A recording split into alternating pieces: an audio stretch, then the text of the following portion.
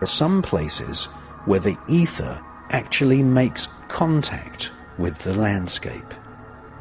At these sacred places, huge megalithic stones have been inserted into the Earth's crust. These huge stones stimulate the flow of etheric energy, rather like an acupuncturist who inserts needles into the skin of a patient in order to stimulate the life force energy in the human body. The royal political elite throughout the ages have sought to destroy these megalithic sites with road-building programs. A good example is Avebury in Wiltshire, where several roads and an entire village have been built inside the world's largest megalithic stone circle. At Stonehenge, until very recent times, millions of taxpayers' money was spent barricading Stonehenge and preventing members of the public from visiting the site on the morning of the summer solstice. Whilst people were assaulted and attacked by the police, inside Stonehenge, a select group of aristocrats dressed as druids held ceremonies far away from the gaze of the public and press. In fact, Winston Churchill, former British Prime Minister, was actually a member of the Order of Druids.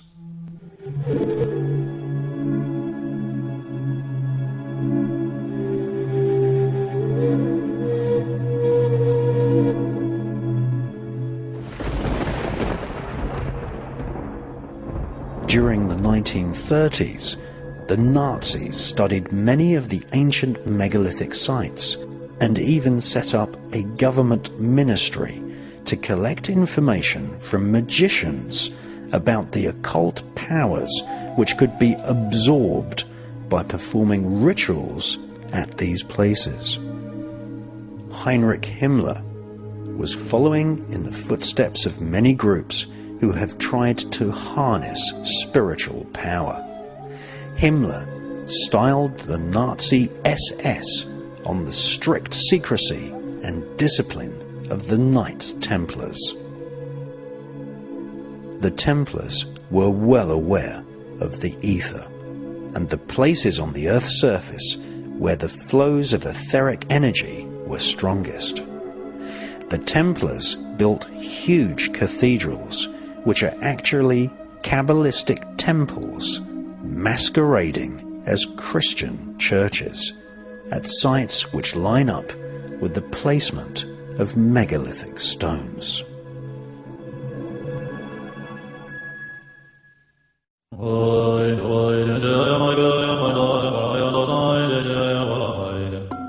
Tibet is a theocracy. That is, a country whose ruling elite are dedicated to religious rather than political teachings. The most important person in the ruling hierarchy is the Dalai Lama, who is reincarnated into different bodies over time, and is trained from an early age to respect and understand teachings of the spirits of previous Buddhist masters. The second most important ruler of Tibet is the Panchen Lama. When Communist China invaded Tibet, they kidnapped the young Panchen Lama and replaced him with a Chinese child imposter. The third most important person in the theocracy of Tibet is known as the State Oracle. Tibet was a free nation. Elaborate ceremonies would be performed at the Potala Palace in Lhasa, where the oracle would dance himself into a frenzy, inhaling the fumes of pungent incense from semi-hallucinogenic plants.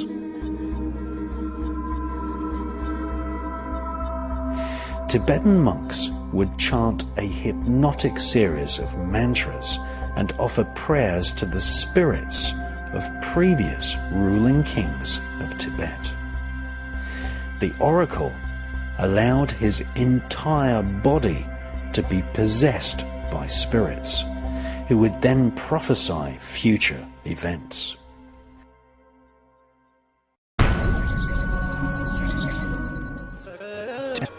Ladakh, Bhutan, and India are places where special sexual magical rites are performed in order to please the spirits. This form of sexual magic is called Tantra, and it is the aim of the magician to seek communication with spirits at the point of orgasm. Ancient texts, such as the Kama Sutra, are actually textbooks describing the various positions and techniques required to reach an ecstatic state where the sexually inspired subconscious mind becomes open to the spirit world. Black magicians, such as Aleister Crowley, used sex magic as a bait to lure young initiates to his Ordo Templi Orientis. Many ancient temples employed prostitutes who resided inside the temple and would induce orgasms. At Yale University, a sick, perverted form of sex magic is performed by initiates of the Skull and Bones Secret Order, which has several senior politicians and presidents as its members. The Skull and Bones rituals have been filmed by undercover journalists, and apparently specially trained prostitutes are employed for initiation ceremonies. In the film The Good Shepherd, directed by Robert De Niro, we learn that Skull and Bones initiates, known as Bonesmen, are actually recruited from aristocratic families in America, who fill the top positions of power in the FBI, White House, and CIA. Aleister Crowley used sex magic to contact various spirits who had evil intentions towards mankind. In the 17th century, a scandal was exposed at the center of the aristocratic elite in Paris, where virgins were sexually used on altars, and at the point of orgasm, their throats were cut.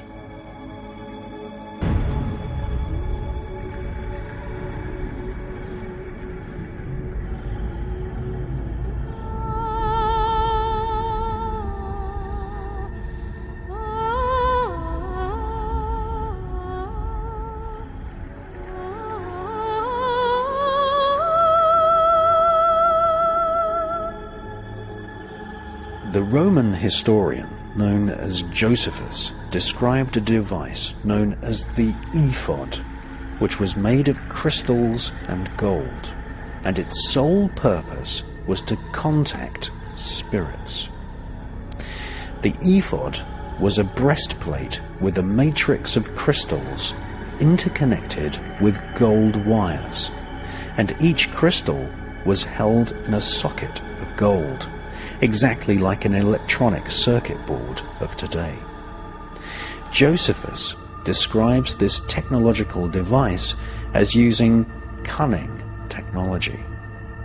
The Hebrew Levite priesthood used the ephod to attain answers from spirits which were translated into a cipher language. The colors of the crystals glowed according to ectoplasmic energy infused into the ephod's crystals by spirits. The ephod was fastened at each shoulder with a large stone of onyx.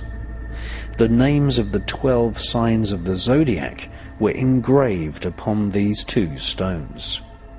These shoulder-mounted onyx buttons were used to show simple yes and no answers from spirits, much the same as the yes and no parts on a Ouija board.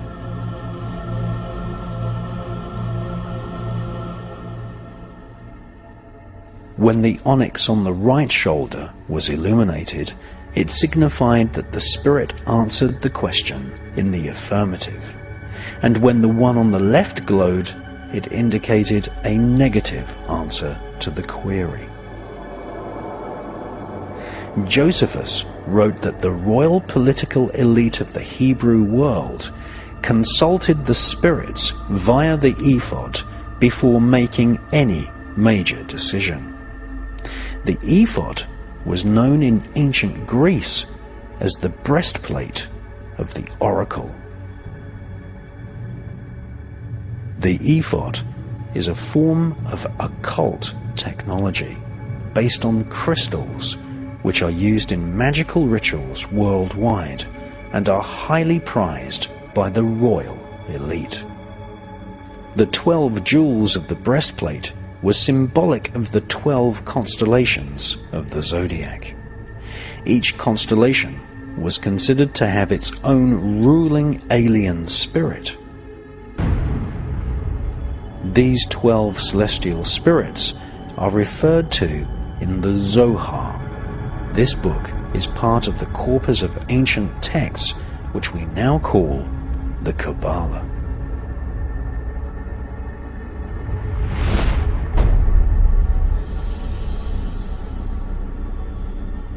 The number 12 frequently refers to a pantheon of extraterrestrial spirits which govern the 12 major constellations. These spirits are covertly represented in the Holy Bible as the 12 prophets, the 12 patriarchs, the 12 tribes of Judah, or the 12 apostles.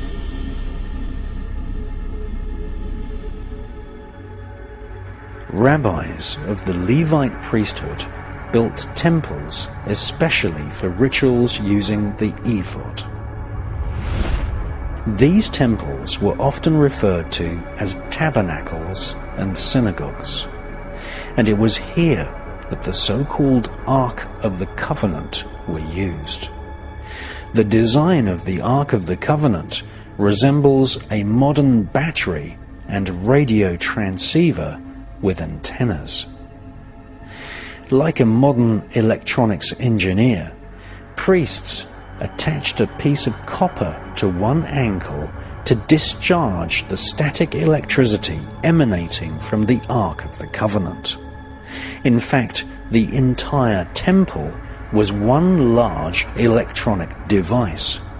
Even the temple curtains contained 24 separate strands of metal, which aided the spiritual communication apparatus used in the ancient world.